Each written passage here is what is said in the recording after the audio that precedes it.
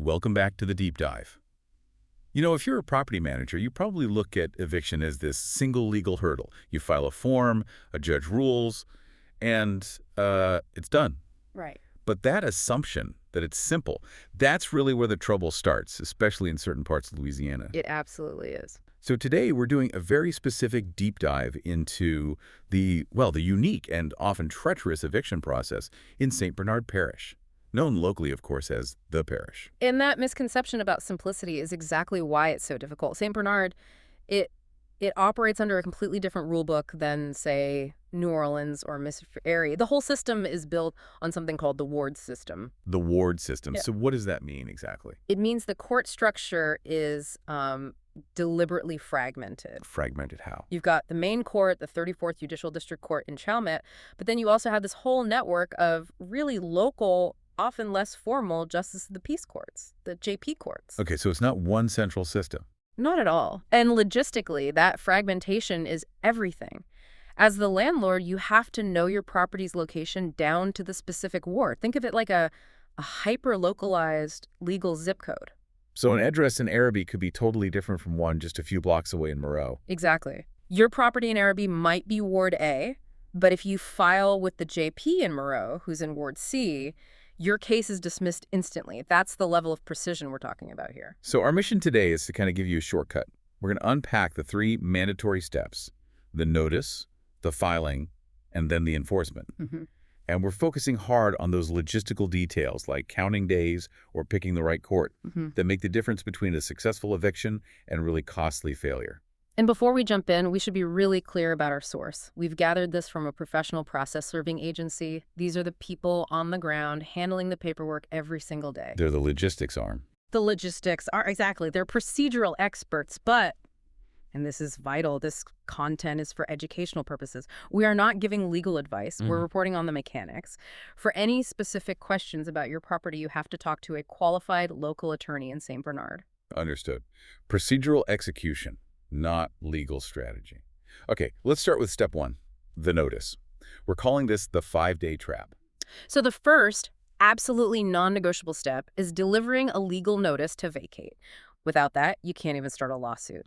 The baseline in Louisiana for non-payment of rent is a 5-day notice. But I've heard there are ways around those 5 days. I mean, that sounds like a huge time saver if you're trying to get a property back. What are the big exceptions here? There are two critical traps with this 5-day window. The first one is found right in the lease itself. It's called the Waiver Clause. A waive clause. Yep.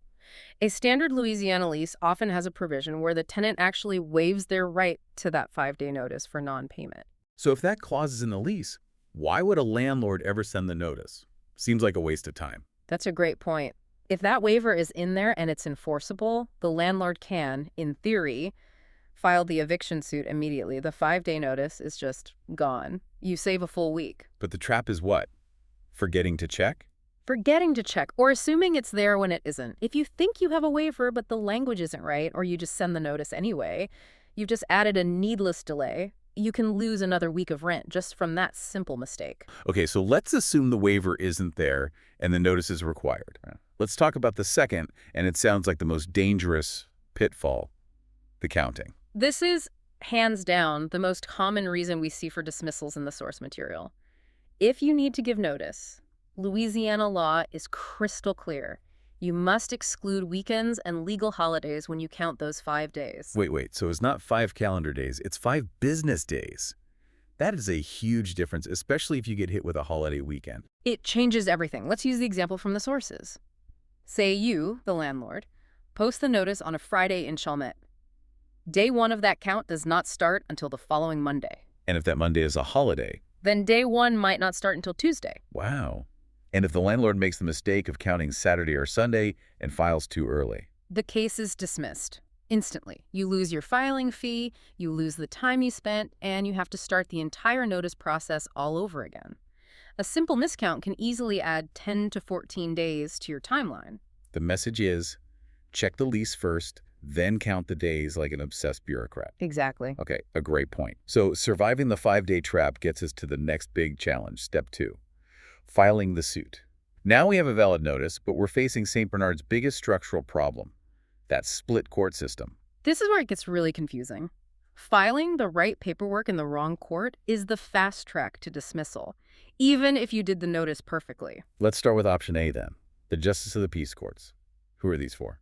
The JP courts are, they're designed for speed. They handle most standard residential evictions as long as the rent is under $5,000 a month. They're meant to be local, quick justice. But the catch is what trips everyone up. It's the ward mapping. You have to get this right. So give us a real-world example of that confusion. Okay, so we saw this testimonial from an investor, Thomas R. He had rentals in both Arabi and Meraux, and he said his biggest problem was knowing which JP had jurisdiction.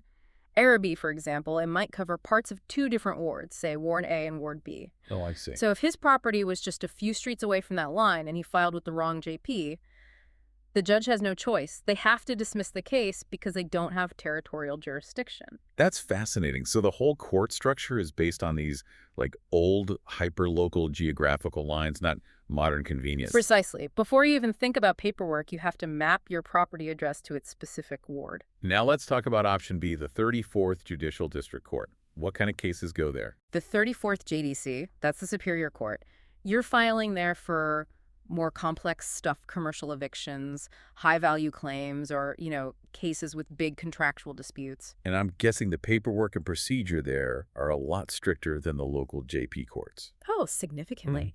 The district court is formal. You're dealing with the clerk of court, and your process server has to file these perfectly executed returns of service. And that's the sworn proof the tenant got the papers. It's the sworn proof. If that's not filed correctly and on time, your whole suit could be invalid. And this is where that logistical support comes in. The sources say these services are vital because they're on the ground every day. They know the clerk's hours, and they help landlords map the property to the right ward to make sure that service is valid everywhere, from Chalmette to Violet and Poydras. The physical act of getting that paperwork to the right person, in the right building, in the right ward, that's the hinge the whole case turns on. Okay, so we've filed in the right court, we've proven service. Let's move to step 3, the hearing and physical possession. The landlord wins. What happens the second that gavel falls? Well, once the judge issues the judgment of eviction, the tenant is legally given 24 hours to leave the property voluntarily. It's like a final grace period. But the reality is sometimes they just don't leave. What can the landlord not do at that point? They absolutely cannot engage in what's called self-help. The landlord is legally forbidden from using force, moving the tenant's stuff out, or changing the locks themselves once those 24 hours are up. So the victory is only on paper at that point. It is. The landlord has to take the next administrative step. Yeah. They have to go and pay for a warrant of possession. The warrant of possession, that's the document that authorizes the physical removal. So who actually does that in St. Bernard? Is it always the sheriff? No, and this is another critical split. It all depends on where you filed the suit in the first place.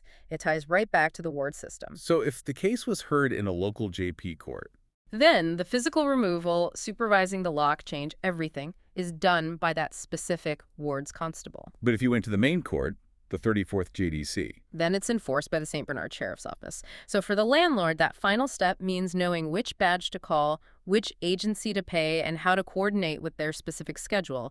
It's a procedural relay race. You have to hand the baton to the right runner. Okay, here's the final and maybe most important legal hazard warning. Let's just reiterate the consequences of trying self-help.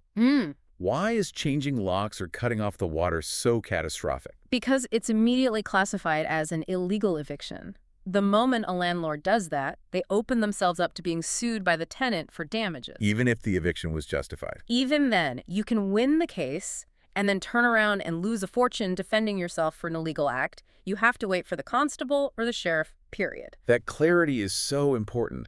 And this brings us back to the role of the process server, the ground-level execution experts. How do they simplify all this? Their main job is making sure the court has undeniable proof of service. They deliver the initial notice to vacate and the formal rule for eviction. What if the tenant is hiding? They see someone coming with papers and just don't answer the door. That's where they use a method called tacking. It's a specific method allowed under Louisiana law. Wait, tacking? Does that mean you literally just tape the document to the door and the court accepts that? That is exactly what it means. When you can't deliver it by hand because the tenant is actively avoiding service, the process server can legally and securely affix the document to the door. And that holds up in court. It does. It ensures the service is valid, so the case can move forward. They then provide a sworn affidavit proving that tacking happened, and the 34th JDC accepts that as valid proof. It's proof that you made the effort, and the court respects that. It just shows how much ground knowledge you need. Absolutely. It takes the guesswork out of the system.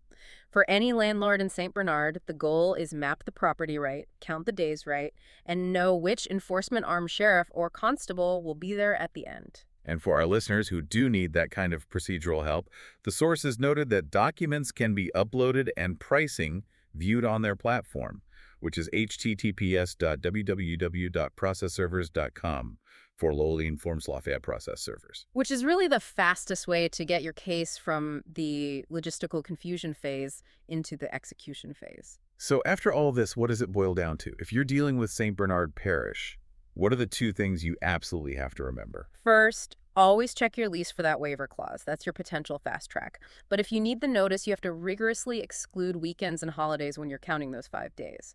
A miscount kills your case. And the second thing. Second, before you file anything, you have to correctly map the property to its specific JP ward. The ward dictates the court, and the court dictates the enforcement officer. Everything flows from that one geographical fact. And here's where it gets really interesting for me. After all that procedural perfection, we focus so much on the court battle, but the sources reveal this final piece of administrative follow-through that a lot of landlords miss. Yeah. Winning the case. Yeah. That's only half the battle. It's true. The judgment itself is not automatic possession. No. The landlord has to actively go coordinate and pay a whole separate fee, that warrant of possession fee, to get the constable or the sheriff to do the final removal. Mm-hmm. It just emphasizes that eviction in St. Bernard isn't a single event. It's a procedural relay race. And the administrative follow-through, paying that final fee, is just as important as the legal ruling. If you don't pay for that last sprint, you never actually cross the finish line. That's a great way to put it. The whole process is procedural and transactional from start to finish. A fantastic deep dive into some really complicated local rules. And as always, a reminder, this information is strictly for educational purposes. Eviction laws are complex, so you should always consult a qualified St. Bernard Parish attorney for your specific legal needs. Thanks for joining us. We'll catch you next time on The Deep Dive.